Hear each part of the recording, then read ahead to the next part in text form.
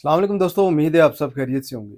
دوستوں آج ہم بات کریں گے ملیشیس پروزیکیوشن کا ایک سوٹ فائل کیا جاتا ہے اس کے بارے میں۔ دوستوں جب بھی کوئی بندہ آپ کے خلاف کوئی سول سوٹ فائل کرتا ہے یا ایون کوئی ایف آئی آر کرواتا ہے اور وہ ایف آئی آر یا سوٹ جو ہے نا وہ خارج ہو جاتا ہے آپ کے حق میں، تو پھر آپ کے پاس کیا ریمیڈی ہے کہ آپ اس بندے کے خلاف کیا کر سکتے ہیں۔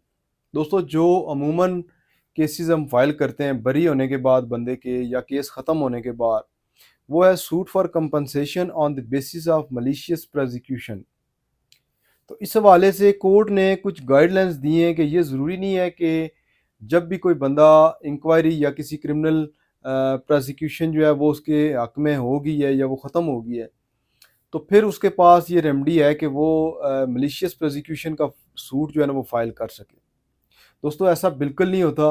اس کے لیے کورٹ نے جو بیسک انگریڈینٹس بتائے ہیں اس میں ایک یہ ہے کہ یہ جو لٹیگیشن ہے یہ بیسیکلی میلس کے اوپر ڈیپینڈ کرنی چاہیے، یا جس کو بدنیتی کے اوپر کہا جا سکتا ہے کہ بدنیتی کے اوپر مبنی ہونی چاہیے، یا پھر یہ جو لٹیگیشن تھی کرمنل یا سول، یہ بغیر کسی ریزن کے یا کسی امپراپر کاز یا وداؤٹ پروبیبل کاز کے ہونی چاہیے۔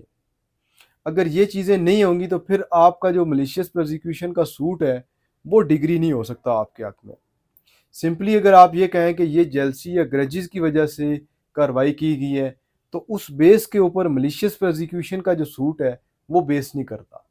دوستو ملیشیس پروزیکیوشن کے حوالے سے کسی قسم کا کوئی کویسچن ہو تو آپ مجھے واٹس ایپ کر سکتے ہیں۔ تھینک یو سو مچ۔ اللہ حافظ۔